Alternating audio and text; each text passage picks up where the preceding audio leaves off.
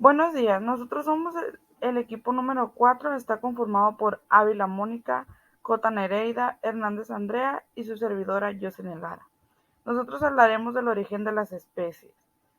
Darwin ha llamado a selección natural a la presentación de las razas favorecidas en la supervivencia.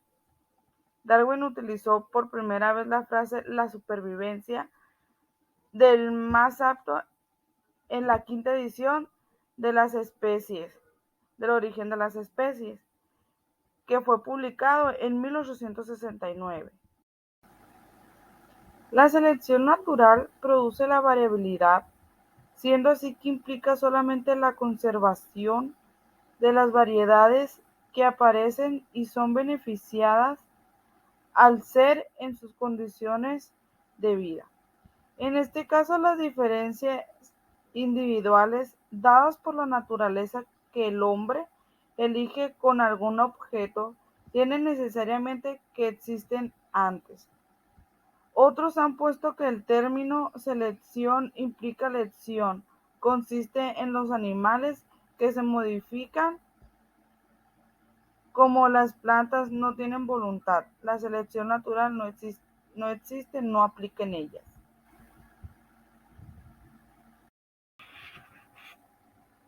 Es difícil evitar el personificar la palabra naturaleza, pero por naturaleza quiero decir solo la acción y el resultado totales de muchas leyes naturales, y por leyes la sucesión de hechos en cuanto son conocidos con sugeridas por nosotros.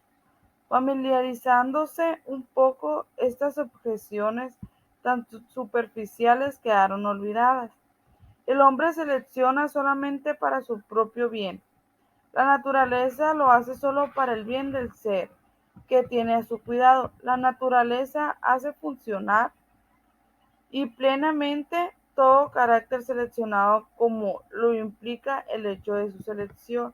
No es solo crear que un cambio físico de clima, por ejemplo, algún grado extraordinario de aislamiento que implica la inmigración, es necesario para que tenga que quedar nuevos puestos vacantes para la selección natural para que lo llene.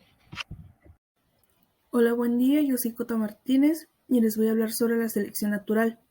Para que una especie efectúe grandes modificaciones, anteriormente tuvo que haber variaciones, nuevas variaciones o presentar diferencias individuales de las mismas naturalezas. La selección natural solamente modifica la estructura del hijo, basándose en la relación del padre. En los animales sociales adapta sus estructuras de manera individual. Todo esto para que la comunidad en la que se encuentran estos animales o especies tengan beneficios. La selección natural no puede modificar la estructura de una especie sin que ésta obtenga ventajas para el bien de su misma especie. Un ejemplo muy claro sobre este tipo de selección es el ejemplo de las jirafas. Anteriormente las jirafas tenían cuellos cortos y como sabemos, se alimentan eh, de plantas que están en los árboles, las hojas y ese tipo de plantas altas. Entonces, las jirafas lo que hacían anteriormente era alzar su cuello.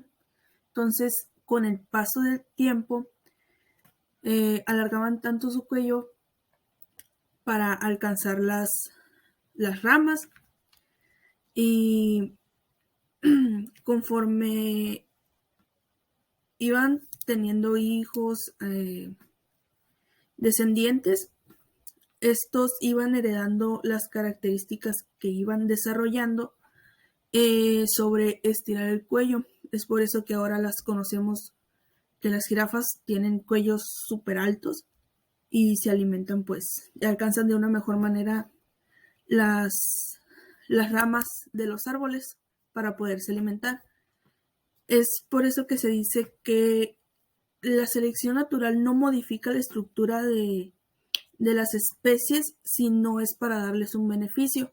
En este caso iban, pues ellos, las jirafas, iban estirando sus cuellos cada vez más y sus descendientes iban heredando esta característica de estirar su cuello. Entonces, evolucionando hasta que pudieran alcanzar estas ramas. Y esto es un ejemplo muy claro de los beneficios de la selección natural que le da a las especies. Otro tipo de selección de la cual habla Darwin es la selección sexual. Esta forma de selección no depende de la lucha de la existencia en relación a otros seres, sino más bien es una lucha entre individuos de un sexo, por ejemplo los machos, por la posesión del otro sexo, que serían las hembras, por mencionar ejemplos. El resultado no es exactamente la muerte de uno de los competidores, sino de que por así decirlo, el otro no deje tanta descendencia o ninguna. Uno de los ejemplos más conocidos sobre este tipo de selección sexual es el ejemplo de los leones. Los leones macho, que en este caso vendría siendo pues el jefe de la manada, viven varias hembras. Es un macho solamente, ¿no? El que es el jefe. Las hembras pues se aparean con ese león y pues consecuentemente tienen hijos y eventualmente al tiempo es derrotado por otro león, el cual quiere tal vez el mando de la manada, ya sea otro león, pongámoslo así, de la misma como edad, o tal vez un león más joven y fuerte, el cual si gana, tomaría el mando de la manada. Un ejemplo con el que tal vez crecimos muchos es el ejemplo, pongamos como ejemplo la película El Rey León, la cual inconscientemente nos habla de este tipo de selección, cuando Mufasa, que es pues el jefe, el rey de la manada, Scar quiere tomar pues posesión de esa manada, porque es también su reino, su hermano, y también tiene derechos. Y pues ya sabemos el desenlace tan trágico que tiene Mufasa en esta historia. Pero a pesar de la muerte de Mufasa y de que Scar toma el, pues digamos así como el mando de esta manada, Simba, al regresar al reino, derrota a Scar tomando el lugar que a él le corresponde. Entonces sería el rey. Y si nos damos cuenta y lo analizamos bien, ellos han sido los únicos 3 leones que aparecen en esta película. Mufasa, que es el principal, el primer jefe de la manada, después que es derrotado después por Scar, su hermano, y después regresa el hijo de Mufasa, es Simba, a tomar el mando que le corresponde, derrotando a su tío Scar. Entonces, ese es un ejemplo de cómo el jefe de la manada es reemplazado o hay una lucha por